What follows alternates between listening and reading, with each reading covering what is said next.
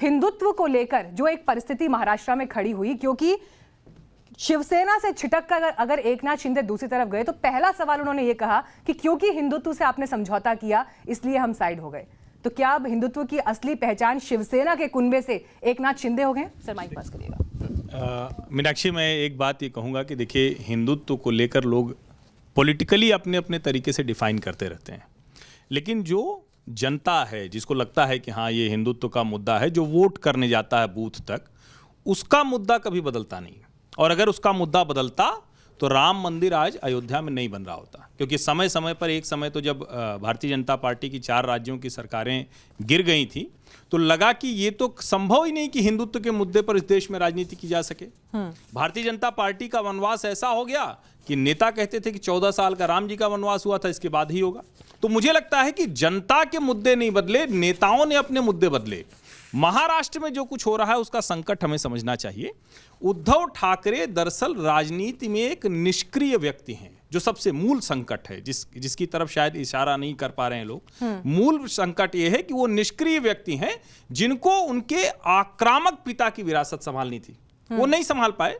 और वो विरासत जिसमें एक एक शिव सैनिक जय छत्रपति जय शिवाजी कहकर वो कूद जाता था कुछ भी करने के लिए, वहां उद्धव जैसा नेता मिला, उसने सारी मुश्किल खड़ी की। और उस पर जो सोनिया गांधी ने लिखवा लिया ना कि सेक्युलर क्रेडेंशियल के अलावा कहीं जाना नहीं है, हमारी जो महाविकास अघाड़ी है उसका कॉमन मिनिमम प्रोग्राम और कुछ नहीं पता, पुल बनाएंगे, सड़क बनाएंगे, गरीब को कुछ देंगे, रोजगार देंगे, ये सब नहीं पता। एक बात पता है, सेक्युलर क्रेडेंशियल्स हिलना नहीं चाहिए। इसीलिए ऐसे मुद्दों पर जिस पर शिवसैनिक उद्वेलित होता है, आंदोलित होता है, उस पर शिवसेना शांत रही। और यही वजह है कि हिंदुत्व तो एक बार नए सिरे से पुनर्स्थापित होता दिख रहा है महाराष्ट्र की राजनीति से।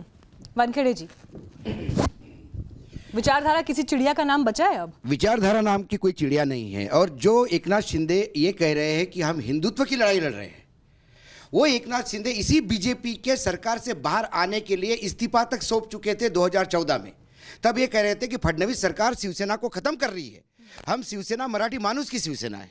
महाराष्ट्र में हिंदुत्व की पहचान से शिवसेना नहीं जानी जाती थी, मराठी मानुस और मराठी अस्मिता के नाम से जानी जाती थी। हिंदुत्व की परिभाषाएं अलग अलग होती है। यदि पीडीपी जैसे पार्टी के साथ बीजेपी जाती है श्रीनगर जम्मू कश्मीर में, तो बात यह होती है कि कॉमन मिनिमम प्रोग्राम पे है, ना बीजेपी ने हिंदुत्व छोड़ा है ना पीडीपी ने अपनी लाइन छोड़ी है। लेकिन जब वो कॉमन मिनिमम प्रोग्राम महाराष्ट्र में आता है तो फिर सेना का हिंदुत्व खत्म होता है। क्या सेना ने राम मंदिर के खिलाफ बोला? क्या सेना ने सावरकर का इशू छोड़ा? क्या सेना का कोई मंत्री ये बोला कि सावरकर नहीं, लेकिन ओवैसी का समर्थन ले लिया ना। फिर मैं कहता हूं ओवैसी का समर्थन के बारे में भी मीडिया को भी बड़ा क्लियर कट बोल लेना चाहिए। ओवैसी ने समर्थन दिया था महाविकास आघाड़ी को, तब महाविकास आघाड़ी ने कहा हमें समर्थन नहीं चाहिए। ओवैसी ने समर्थन दिया था प्रतापगढ़ी को, क्योंकि प्रतापगढ़ी वो एक यूपी के मुसलमान हैं, वो महाराष्ट्र से राज्यसभा आए थे कांग्रेस के, और उनके कांग्रेस में आने के पहले ओवैसी से बहुत अच्छे संबंध थे। उन्होंने कई नज्म ओवैसी पे लिखी थी, वो पर्सनल रिलेशन पे उन्होंने वोट मांग, उनको वोट मिले। लेकिन यदि पर्सनल रिलेशन क्या आम जनता देखती है उस नजरिए से, या आम शिवसैनिक उस नजरिए से देख रहा है? परसेप्शन मीडिया बनाता है। जब हम ये बार बार कहते हैं कि उद्धव ठाकरे हनुमान चालीसा पढ़ने वालों को अरेस्ट करते हैं, तो परसेप्शन ये बनता है कि उद्धव ठाकरे हनुमान चालीसा के खिलाफ है। लेकिन आज यदि मैं प्रधानमंत्री के घर के सामने हनुमान चालीसा देश के अच्छा के लिए पढ़ने जाऊं तो मेरा स्वागत होगा। लेकिन मैं ये कहूं कि प्रधानमंत्री को देश चलाना नहीं आता, प्रधानमंत्री ने देश बर्बाद कर दिया है, उनके ऊपर शनि की साया है, इसलिए मैं हनुमान चालीसा पढ़ने जाता हूं, तो क्या मुझे कोई पढ़ने देगा? सवाल ये है। आप उसके डिटेल में नहीं जाते, एक परसेप्शन बना के जाते हैं। परसेप्शन है, अभी भाई साहब ने कहा कि वो सक्रिय है, सक्रिय निष्क्रिय है। सवाल महाराष्ट्र में मुख्यमंत्री के सक्रियता निष्क्रियता का नहीं है, सवाल है ईडी के सक्रियता का। ठीक है, सवाल है अशोक जी, लेकिन आप कह रहे हैं एक सेकंड कि जो मुख्यमंत्री 3 दलों की सरकार चला रहा है उसको सक्रिय नहीं होना पड़ेगा, वो अपने घर से नहीं निकलेगा, वो अपने कार्यकर्ताओं से नहीं मिलेगा, और सबसे ज्यादा शिवसैनिक अपमानित हो रहे हैं और आप कह रहे हैं कि वो सक्रिय हैं। एक मिनट, शिवसैनिक अपमानित हो रहे हैं ऐसा कौन कह रहा है? ऐसा ये 37 लोग कह रहे हैं कि जो छोड़ के चले गए। मैं 3 बिंदु बस जोड़ना चाहती हूँ इस बात में। एकनाथ शिंदे कैंप की तरफ से जो चिट्ठी सामने आई उसमें जो बिंदु थे उसमें लिखा था कि आम लोग मुख्यमंत्री को अप्रोच ही नहीं कर सकते, आम शिवसैनिक फाइलों को लेकर एक आपत्ति एकनाथ शिंदे जता चुके हैं कि सीएम ऑफिस के देखे बगैर फाइलें आगे जाती नहीं है, अयोध्या जाने से रोक दिया गया। ऐसे कहते कहते 6-7 बिंदु हैं जो उन्होंने इस चिट्ठी में गिनाए हैं, जिसमें उन्होंने कहा कि काम करने नहीं दे रहे थे उद्धव ठाकरे। चलो मीनाक्षी जी, मैं आज वो बात बता देता हूं कि जो मैं सोच रहा था कि शाम तक अपने शो पे मैं खुद कहूं। जो फाइलें रोकने की बात है, 2 साल कोविड के चक्कर में महाराष्ट्र में ट्रांसफर्स बैन थे। उसके बाद महाराष्ट्र में मई में ट्रांसफर खुले और ट्रांसफर की यह हालत है कि क्लास 1, 2, 3, 4 के ट्रांसफर्स होते हैं, क्लास 1 और 2 के ट्रांसफर सीधे मंत्री के हाथ से होते हैं। करोड़ों रुपए का चंदा चढ़ा, मंत्रियों ने एडवांस लिया, दलालों ने एडवांस लिया और ट्रांसफर 2 डिपार्टमेंट में ऑर्डर इशू है। यह बात जब मुख्यमंत्री को समझ में आई, मुख्यमंत्री ने 2 जून को उस ट्रांसफर पे स्टे दिया, सब मंत्रियों को बुलाया और यह कहा कि ये जो ट्रांसफर्स है, ये ट्रांसफर्स अब मुख्यमंत्री के यहां से अप्रूव होके जाएंगे, ये पैसे का खेल में चलने नहीं दूंगा। जब ये उन्होंने कहा तो उसमें सबसे ज्यादा आहत 2 मंत्री थे, एक गुलाब जी, ठीक है, दूसरे गुलाब पाटिल और दूसरे बच्चू कडू। इन दोनों ने तभी विरोध किया था कि फिर हम पार्टी कैसी चलाएंगे हमारी, यदि हम ये मीटिंग में बात हुई। ये फाइलें का मूवमेंट है। एकनाथ शिंदे बता दे कि उसके मंत्रालय का कौन सा ठेका रोका गया, एकनाथ मंत्रालय ये बता दे कि उसका कौन सा काम हो गया। होता है, मंत्रालय के काम भी रुकते हैं। आज वर्तमान में ऐसे कई मंत्री हैं बीजेपी के केंद्र में जिनके काम सीधा प्रधानमंत्री ऑफिस से उनके क्लियरेंस होते हैं, लेकिन वो प्रधानमंत्री की जिम्मेदारी है, सरकार वो चला रहे प्रधानमंत्री। मेरे पास इस वक्त एकनाथ शिंदे कैंप से कोई इस पर जवाब देने के लिए नहीं है, वरना मैं उनसे जरूर इस पर प्रतिक्रिया लेती, लेकिन ठीक है। संजीव उनियाल। मीनाक्षी, हर एक पॉलिटिकल पार्टी का कोई ना कोई आत्मा होती है, कोई ना कोई सेंट्रल फ्यूगल फोर्स होता है जिस पर कि वो पार्टी टिकी होती है, जिसके कारण उसके चारों तरफ रहने वाले कार्यकर्ता उसके साथ चिपके रहते हैं। परंतु जब वो पार्टी उस सेंट्रीफ्यूगल फोर्स से, एपी सेंटर से इधर उधर हो जाती है, लुढ़क जाती है, तो वो प्रेशर कुकर की तरह तो कुछ टाइम तक चल सकती है, परंतु अंत आने के बाद समानशील विश्नेषु सक्षम, चाणक्य के उस 4 लाइनों को चरितार्थ करती है कि समानशील वाले लोग एक साथ चल सकते हैं। अननेचुरल अलायंस का कोई स्कोप नहीं है। कम टाइम के लिए हो सकता है, 1 साल, 1.5 साल, 2 साल। फिर फाइलों की बातें ये जो कह रहे हैं, मुझे नहीं लगता कि कितने लोग जानते हैं इसको, इसका कोई आज से कोई सरोकार नहीं आज के टॉपिक से। दूसरी बात, मैं सिर्फ ये कहने चाहता हूं कि बाल ठाकरे के हिंदुत्व को, जिसको धर्मवीर आनंद डिगे जिया करते थे, जिनके चेले शिंदे हैं, उसको साक्षात रूप से विषय बनाकर और 50 एमएलए के साथ एक तरफ जाके खड़े हो गए। और वो जो कि बहुत बड़ी बड़ी बातें किया करते थे, ड्राइंग रूम से रिमोट से चलाया करते थे सरकार को, आज उनकी स्थिति क्या है? बिल्कुल कमजोर होकर मातुश्री में पहुंचा दिया। बुद्धम शरणम गच्छामि। अरे आप इतने कमजोर हैं क्योंकि वो टॉवरिंग हाइट का नेता है, जिसने कि बाल ठाकरे के साथ हिंदुत्व को घुट्टी की तरह अपने भोजन में, अपने पानी में, अपने दूध में पिया है। आज उसी विजय, उसी कारण से मुझे लगता है मीनाक्षी, शायद कुछ और विषय उठाया होता, करप्शन का विषय उठाया होता, तो लोग साथ नहीं होते एमएलए, परंतु वो विषय इस पार्टी की आत्मा है, हिंदुत्व। इसीलिए 50 लोग एक साथ जाके एक आवाज पे उसको अपना नेता मानने के लिए स्वीकार करते हैं। ठीक है, रिएक्शन। एक सेकंड, थोड़ा सा मैं क्लेरिफिकेशन करूं, थोड़ी सी डिटेल्स।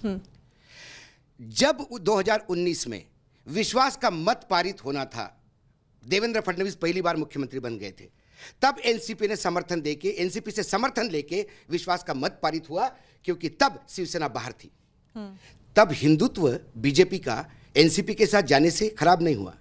जब बीजेपी किसी के साथ कॉम्प्रोमाइज करती है तो देश के विकास के लिए करती है, और बाकी जब लोग करते हैं, क्या चौटाला के साथ हरियाणा में हिंदुत्व कॉम्प्रोमाइज नहीं हुआ? जवाब मैं दूंगा, है ना? तो भाई आपकी चौटाला तो आपकी हिंदुत्व वाली पार्टी नहीं है। जम्मू कश्मीर का बड़ा उदाहरण है, पीडीपी के साथ उदाहरण है, लेकिन तब देश के विकास के लिए, देश की सुरक्षा के लिए जब आप करते हो तो वो सदाचार होता है, दूसरा कोई करे तो वो व्यभिचार। ठीक है, ये दो तो नहीं चल सकते ना। एक सेकंड, कुसुम जी से मैं रिएक्शन करूं, आपकी बात पे कुसुम जी से पहले रिएक्शन होगी। ठीक है, कुसुम जी मुझे ये बताइए, जिस तरह के सवाल उन्होंने अभी संजीव उनियाल ने उठाए हैं, उन्होंने कहा नेचुरल अलाई तो शिवसेना और बाला ठाकरे के जो भी आदर्श थे उनसे कहीं छिटक गए, भटक गए, लेकिन परिस्थितियां जो आन खड़ी हुई हैं, अब तो एनसीपी उल्टे आरोप लगा रही है कि ये सब कुछ तो प्लान्ड था, ये सब कुछ इस तरीके से हो रहा था। इन सब के बीच विचारधारा किसी के पास नहीं है, सिर्फ सत्ता जो है वो असल लक्ष्य है। जी मीनाक्षी जी, मैं इस पर तो मैं मेरे शीर्ष नेता ही कुछ बोल सकते हैं, लेकिन अभी हमारे एक पैनलिस्ट ने कहा कि हिंदुत्व और एकनाथ शिंदे के ऊपर, वो एकनाथ शिंदे गुवाहाटी और सूरत में जाकर हिंदुत्व की बात कर रहे हैं। जी, चुनाव तो वो मुंबई से लड़े थे या महाराष्ट्र से लड़े थे या सूरत से लड़े थे या गुवाहाटी से लड़े थे।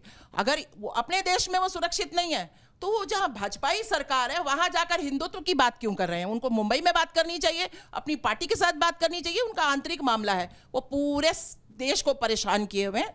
ये सब नहीं होना चाहिए। और जो दल बदलू जो हमारा कानून है, विरोधी कानून है, उसको स्ट्रांग करना चाहिए। जो आज खेल हो रहा है ये सब नहीं होना चाहिए। ये आया राम गया राम वाली पॉलिटिक्स अब नहीं चलनी चाहिए। बहुत कुछ हुआ, ठीक है, बहुत सब एक सेकंड, दुष्यंत जी एक रिएक्शन। जी बिल्कुल, मैडम ने ठीक कहा। ये बड़ी बात है सर, कि माइक थोड़ा सूरत ऊपर करें। जाने के बाद में उनको हिंदुत्व की याद आती है। उनका हिंदुत्व एक स्टेज ऊपर और चला जाता है जब वो आसाम में पहुंच जाते हैं। भारतीय जनता पार्टी के संरक्षण में जाके उनको अपने दायित्वों का बोध होता है। और सबसे बड़ी बात यह है कि भ्रष्टाचारियों की दाल नहीं गलने दी उद्धव जी ने। उद्धव सरकार के ऊपर अभी भी भ्रष्टाचार का या चीफ मिनिस्टर ऑफिस पे कोई आरोप नहीं है। तो इसको भी देखना जरूरी है कि जिस तरीके आप से ये कहना चाह रहे हैं कि जो बागी कैंप है वो उदारवादी भ्रष्टाचार का समर्थन कर रहा था क्या? पहली बात इसलिए वो मेरी छिटक कर गया है। सुन लीजिए, वो वानखेड़े जी ने पूरी बता दी है। देखिए, उद्धव जी ने जिस तरीके से प्रगतिशील मार्ग पर महाराष्ट्र को लेके गए हैं, सब दो बड़े दलों को सबको साथ लेके आगे बढ़े हैं, सरकार ने अच्छे काम किए हैं। ये कहीं ना कहीं लोगों के पेट में दर्द है। इसीलिए देखिए आप पिछले 2-3 महीने ईडी का क्या मूवमेंट रहा है महाराष्ट्र के अंदर, वो देखना चाहिए। देश के अंदर ईडी का क्या कारनामे हैं, उसके ऊपर चिंतन मनन करने की जरूरत है। देश में आज हिंदुत्व की बात नहीं होनी चाहिए, आज लोकतंत्र की बात भी होनी चाहिए कि क्या लोकतंत्र हमारे यहाँ पे सुरक्षित है, सही से फंक्शन कर रहा है। जो हमारी संस्थाएं हैं वो अपने दायित्वों का निर्वहन कर रही हैं या नहीं कर रही हैं। आप एक बात बताइए, 2 बड़े बैंकिंग घोटाले हो गए, एक में 24,000 करोड़ रुपए का गबन हो गया, एक में 34,000 करोड़ का गबन हो गया। उनको सीबीआई ने भी पूछताछ की है, एक से ईडी ने भी पूछताछ की है। क्या उसके ऊपर चार्ज हुआ? कुछ नहीं हुआ। और जिनके यहाँ पे आपको एक सुई के बराबर भी कुछ गलती नहीं मिली है, उनको आप लोग तंग कर रहे हैं। तो ये सारी चीजें देख के इनको ऊपर भी चर्चा करनी है।